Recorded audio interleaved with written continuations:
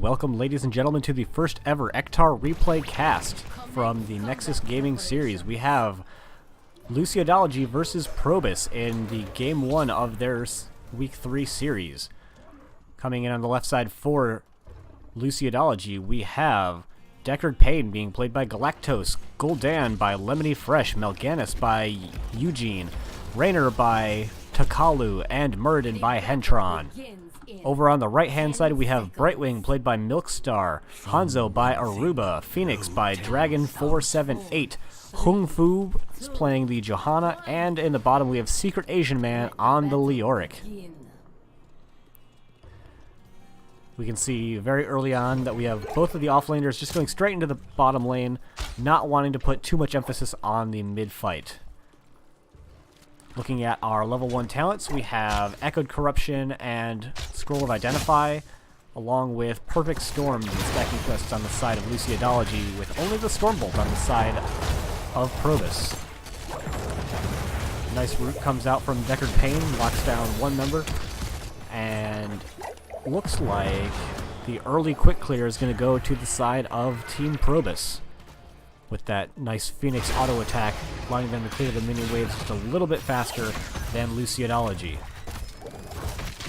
You can see actually almost the entire minion wave gets taken out before Luciodology is able to respond.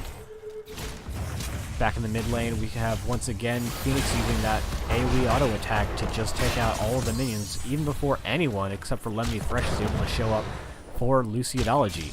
Speaking of Phoenix, we see him coming down here, taking up that quick turret camp along with the help of Milkstar so that they can get the advantage in the upcoming objective fight. Thanks to the really good clear from Johanna with that Condemned, they're still able to maintain pretty good soak. A gank attempt coming out onto Hong Fu, but you can't really gank Johanna. She's got that D-shield to get her out of pretty much any problems. Little bit of mid XP being lost from both teams, as Hanzo still has not left the top lane, but Phoenix comes in to get the majority of the soak mid lane. So Luciodology looking like they're going to lose a little bit more of those minions than Team ProBUs is going to do. Hanzo gets a little bit of damage put on him, but puts a little damage onto Hentron in return. However, Hong Fu comes up along with Dragon and Milkstar, and they are able to take out Muradin and get first kill of the game. And it looks like Team ProBUs is going to use that early kill to try and secure the first objective. Sorry, not the first objective, the next item camp, the support camp, which will give them a lot of additional power during that first objective phase. Luciodology is aware that this is happening, but without a Muradin, they really can't try and do anything about it. Raynor did go ahead and pick up the turret camp on their side of the map, so teams even on turret camps, but you have that one support camp going over to the side of ProBUs. A lot of damage being put out onto Deckard Payne. Can they take him down? Not quite. He's got just enough extra healing from those healing potions to keep him from going down. Brightwing using her teleport just to keep Hong Fu topped off as nice as possible. And an interesting call coming out from ProBUs. They're looking to get their... what do they call it? The support camp, not support camp. The siege camp, there we go. Words are hard, everyone. They're getting that siege camp in there so that they can try and put a little pressure on during the objective phase, and we can see with Muradin and Raynor split off in the top lane, they're actually able to use that time to get onto the objective, and it looks like actually ProBUs is going to be the first team to get on the objective. Melganis taking a lot of damage along with Deckard Payne without really doing anything back. They just kind of walk in, take damage, and leave. Muradin taking a lot of damage. Really everyone on the side of Luciodology taking quite a bit of damage going into this objective and not dealing a whole lot back to ProBUs. Gul'dan trying to get himself topped off with that drain life, but Deckard Payne, he's got a lot of great CC. His healing is not the best. We can see both turrets coming down. Leoric getting brought really low, but there's the support camp going over for the side of ProBUs, and in the top we see Eugene on that Melganis gets taken out. Secret Asian Man is still really low, and that turret's wailing a wail on him, but it looks like the Wraithwalk's going to get him out of there. Is Dragon going to go down? Yes, he does. Lemony Fresh getting those corruption stacks, and we see Hentron. He's getting brought really low. He needs to let Second Wind take care of him just a little bit. Lemony Fresh doing something very similar, using the Drain Life to top himself back off as well. But we see that Secret Asian Man, he went back, got a tap, and gets a lot of damage out onto the enemy team. No one quite falling yet, but I don't know if they have the health bars to try and come in back on this fight. Oh, especially not with Rainer going down from Aruba there. Everyone on Team Luciodology should just try to get out of there. Galactose just barely doesn't make it. And the first Triglav is going to go over to Team ProBUs. Looking back at the talents, we can see 9 on Scroll of Identify and 21 on Echoed Corruption. Hanzo already finishing the Stormbolt quest. And actually going into auto attacks on level 4. Normally, I like to see the explosive arrows because it provides a lot, I think, better wave clear than even just one-shotting minions, especially if you don't go for that redemption quest at level 1. See a lot of damage coming out onto the top wall, not actually finishing off all of the mid wall and deciding it's more important to put damage into the top lane, which is pretty smart considering that's where the next objective is going to spawn. Merding taking a very aggressive path around, takes a couple of arrows from Hanzo, but he's able to dwarf toss right out of there. Looks like they're definitely going to get the well from Luciodology, and let's see if they can get anything else. They actually still have one part of their siege camp pushing in top lane. Rainer takes a lot of damage, but he's able to heal himself up just a little bit. And Triglav ends right there. Deckard gets a couple of cheeky stacks off the people that came out of the Triglav. Murden jumps in, but he doesn't actually have enough mana for the follow-up Stormbolt. Luciodology should be able to hold here without losing their fort, but they took quite a bit of damage, losing the entire wall and, super importantly, the well in the top lane. We see Hanzo going back just so he can tap up, and ProBUs just going straight back into their quick rotations, trying to make sure that they keep on that XP. We see that Secret Asian Man is pretty much been pushing in bottom lane the whole game. Melganis isn't going to lose bottom lane, but he is going to get the lane pushed in pretty regularly. We see both teams have their AD carry and their support trying to take over these turret camps, and at the same time we see Gul'dan and Muradin were taking the siege camp. Muradin just kind of standing there for a little bit, wondering if he had a lag issue or something during the game. And at the same time we see the rest of mid-wall gets pushed in. That's where they didn't quite finish off before. Now we have this big push coming into the top lane. But ProBUs is like, we don't care about that top lane. We want to get all the items on the map. And considering they've got heroics now, that's a thing that they can definitely do. Speaking of heroics, we've got most of the usual ultimates with the Blessed Shield, the Hanzo Arrow, and the Entomb. The somewhat surprising ones are the Emerald Wind and definitely the Purification, the Planet Cracker actually coming out from the Phoenix. I'd really like to see him put that into an Entomb later in the game. But level 10's picked up pretty much on time for Luciodology. We've got the Lornado coming out, the Carrion Swarm, Rainer's Singular Raider, Avatar, and the Horrify. So pretty much all the usuals coming out from Luciodology, nothing too spicy. Although, with the better wave clear that ProBUs has, they're using that to try and aggress onto this top fort and see if they can get it down. A really early Lornado comes out, not doing much of anything besides knocking some minions around. But it looks like, yep, this top fort is definitely going to go down from Luciodology. They're not able to hold. That's going to put them in a very poor position for trying to defend this next objective. Murden jumps in, gets a nice Stormbolt off, but there's no follow-up whatsoever, so it's just kind of a stack for him. We see Melganis rotated up from the top lane, seeing if he can try to help in this defense, but you're about 12 seconds too late there, Melganis. Which is really unfortunate because that means that a Secret Asian Man is just going to get all of the XP in the bottom lane, and there isn't going to be any to be had for Luciodology. We see the Luciodology's working on trying to close that XP gap by getting the mid-soak, but at the same time, kind of get their own soak and an extra push going is ProBUs with this siege camp. ProBUs doing a really good job prioritizing getting all the camps that they can on cooldown. Secret Asian Man gets a little bit of a gank from both of the tanks. I saw the Wraithwalk already came out, but oh man, they're just, I'm not sure if that was a miscommunication or a bad call. Rainer was going in, not Rainer.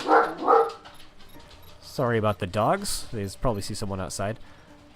Yeah, just unfortunately a failed gank attempt coming out from Luciodology. Looks like they're going to clean up all of the catapult and all the siege minions before going in, except maybe Hentron, he's got some other ideas. He's the first one to walk on point, but it doesn't take a whole lot of damage for doing so. We see that both teams have a turret, which gets dropped for the red team, and we see the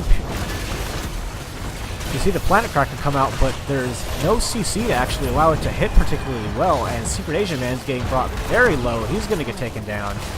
Little trait value coming out from Leoric. However, the blue team is still really low as well. Even though this is a 4v5, there's a lot of damage still out for the red team, and they're actually able to take out Deckard Canes, bringing it down to a 4v4. However, it's really important to note that Milkstar is still up, the healer is alive for ProBUs, and that will help them to secure the objective a second time. Once again, we've got Johanna and Phoenix inside the objective, and heading towards the mid or bottom lanes. Let's see, are they going to go for the mid fort? Taking out a couple of minions, but looks like they're not interested. Ooh, Raynor gets brought really low, but it looks like ProBUs really wants to just get the damage in onto this bottom fort so that they can set up the third objective, which is usually the last objective in the game. So if you win that last objective, there's a very good chance that you end up just winning the game off of it. You can see actually currently that both of the tanks for Luciodology are not in the bottom lane, and that means that there is nothing to protect Jim Raynor from getting taken out. The Tornado comes out once, unfortunately, way too late to try and keep him alive. And we see the siege of the bottom fort begins. The well gets taken out pretty much immediately, and it looks like the rest of the red team is a little, I would say almost too safe, although we do see Leoric is split off to the mid lane, so maybe that's why they didn't want to push it any harder. But with 9 seconds left on the Triglav, they are going to take down that bottom fort. That's 2 forts over to the side of ProBUs with 0 for Luciodology. Red team abandoning the objective, running straight for the mid lane, maybe seeing if they can get a gank over out onto Melganis, who just barely gets the dark conversion off in time, using it more of an escape than as a way to regain health. We get 2 people put into the Entomb, and there goes the Planet Cracker, followed by the Hanzo Arrow. A lot of damage coming out onto Luciodology, but so far nobody dies. Hentron, however, he's way far out, and is he going to be taken down? Just barely gets away with sub 100 hit points. A lot of follow-on damage put out onto ProBUs, bringing down the Lurik and almost bringing down the Johanna as well. A lot of very low health bars out on both teams, but in this case it is Luciodology that comes out on top, and they're going to make the call to take their own support camp now. Immediately spotted out by Secret Asian Man. He's going to be back in just a few seconds, so we'll see if ProBUs wants to try and make a fight of this. Hentron is way out in front. I would say he's actually too far in. Johanna going in. Yorick comes back, and now it's a 5v5. But the support camp goes over to the side of Luciodology, who immediately throw it down. The Entomb comes out, but there's literally no follow-on damage. The Emerald Wind comes out, pushing Hentron really far away. He tosses out to safety, and a whole lot of buttons were pressed, and a whole lot of nobody died from it. Well done by both teams, but we see that the XP lead is just continuing to creep in the favor of ProBUs, who goes down once again for their turret camp. Luciodology going over to their turret camp. We can see this map is starting to become a lot more red than green. We've got a catapult built up in the bottom lane. We've got these lanes all the way pushed out. Looks like no one's actually rotating down to clear that. There we go. Raynor's finally going to go take care of that, because that would do some very significant damage to the wall otherwise. Team Luciodology is looking to defend the mid fort and take their siege camp at the same time, which is immediately spotted by Secret Asian Man. Melganis rotates up to see if he can protect that, but that means that there's 1, maybe 2 members to defend the mid fort, and it's definitely going to go down. Really good positional play coming out from ProBUs, trying to show on one part of the map and then push in another. So that is all forts down on the side of Luciodology, without any forts down for the side of ProBUs. Team ProBUs is positioning in the top lane, trying to use that level 16. A huge Hanzo Arrow, a big Entomb, and a Planet Cracker.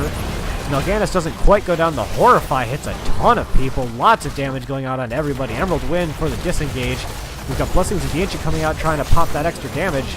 We see, however, it is Melganis that gets taken out first, but the follow-on kill, Yorick, goes down as well. Looks like blue team is a little more hurt than the red team, with the exception of Johanna, who's going to have to hearth right as this objective comes up. And it looks like nothing particularly major is going to happen from that. We see that it looks like the red team is just going to try and clear top, And it looks like Luciodology is going to make a beeline for that objective, see that they can finally get the early channel out onto that. Knowing that they can't go in right away due to their still deadly auric, we see ProBUs is actually going to take the siege camp in the top lane, so that's going to be pushing along with the occasional catapult as well. Galactos actually not getting the channel on this yet. I don't know. I didn't have the camera down here. I don't know what he was doing at the time, but I feel like they could have been maybe 20% ahead of where they are right now if they had committed a little earlier. We see both teams coming in. We've got most of the heroics off cooldown for ProBUs. Not most of the heroics on the side of Luciodology, which means that they're going to have a much harder time in this fight. We see Hentron getting chunked really hard. Eugene's in the back. He gets blessed arrowed. He gets CC'd and just barely gets off the carrion swarm in time. That's going to allow him to get out of there temporarily. Although the Emerald Wind coming up from Brightwing not allowing Hentron to get out. Galactos gets put in the Entomb and he is not going to escape. However, Secret Asia Man, he gets taken down at the same time. Really big Horrify hitting all of the remaining members of ProBUs, but Johanna just barely able to get out of there with that D-shield and is able to pick up the Melganis kill on the way out. Channeling for the whole time went in favor of Luciodology, who actually gets the objective, but they only have one person to put in it. Good on them for actually securing it. It would have been really big if it went over to Team ProBUs, but as it is, this is just kind of a stall tactic for Luciodology. They're just going to use it to clean up mid and bot lane and maybe mid lane, but they're not going to be able to push this out at all. It's kind of just letting Raynor walk out of here. In fact, I wouldn't even mind watching Raynor just switch into the gunner seat, put out a little bit more damage at the expense of being able to move around. We see ProBUs coming in down here, just making sure that this Triglav can't actually get out on the map and do anything. And at the same time, there's actually a decent push going on in the mid lane and also in the top lane. We've got all three of those siege minions and the catapult, which is a little bit stuck, kind of derping out right now. Now that Luciodology's got most of their team members up, they're looking to try and do something with this Triglav, but it's got only a sliver of health left, and only Galactos here to actually help push with it. So I actually don't want to see them engage into this because they're down members. There goes the Hanzo arrow and the Emerald Wind trying to lock down Muradin. I think the Dwarf Toss might have actually gotten canceled. That's why he's engaging so hard. The Avatar has to get popped just to keep him alive. And we can see Melganis is still in the top lane, so this is still a much better fight coming out from ProBUs. We've got the Meme Beam once again coming out. Actually takes out two members, Gul'dan and Deckard Payne. And we've got the Brightwing coming with the aggressive blink in to see if they can get the CC out onto Raynor, prevent him from running away. And that is a 4v0 in favor of Team ProBUs. Let's see what they can actually do with it. They don't have a mini wave here, but they've got enough healing output and damage to just stand in here and tank a couple of these shots. Melganis just barely coming back now. He was not there for the entirety of that fight. Johanna and Lyra totally comfortable just tanking some tower shots so they can get this bottom keep, which is going to be huge, considering that the objective next is going to spawn mid lane. And I don't think they quite have the damage output necessary to core here. So just trying to get the keep, and looks like they are going to steal this turret camp as well. Turret camp's going to get stolen, probably going to go over and take their own turret camp as well. I'd like to see that. But it looks like instead they're gonna, yep, there come the pings, letting us know that they're actually gonna go for the support camp before maybe going over to the siege camp. And that's gonna be totally uncontested, considering that Team ProBUs now has their ultimates, their level 20 abilities. We got Phoenix with the Unconquered Spirit, Hanzo's Play of the Game. Really interesting, the Intensive Winds, lowering the cooldown of Emerald Wind, but also significantly increasing the mana cost. We've got the Buried Alive and Blinded by the Light coming out from Johanna. 3 items on the side of ProBUs, none on the side of Luciodology. That's going to make this next fight really difficult, even if they manage to get level 20 in that time, and I'm not 100% convinced that that's going to happen. We see Melganis is in the bottom lane. Muradin looking to step in and make something happen, but he is really alone right now. Hentron, what are you doing? Deckard Payne gets taken out by the Meme Beam and the Play of the Game. Hentron, he gets chunked down really hard, even for Avatar. He's going to go down as well. That's 2 members and not level 20 yet, so looks like the call has been made. Let's go core through bottom lane. I'm getting another. Never mind. I guess I'm a little bit more aggressive than the members of ProBUs. They're actually just going to take down this turret and say, you know, we'll back out. We've got the lead. We've got the advantage. We'll just get the objective and win that way, which is the much safer call, but I like aggression. Aggression is what wins games. Secret Asian Man coming over here. He's just going to clear out that top lane while the rest of his team goes over and takes that siege camp. And with almost 30 seconds left before Murden comes back, that's a lot of time for Team ProBUs to actually set up on the point and get that nice defensive position.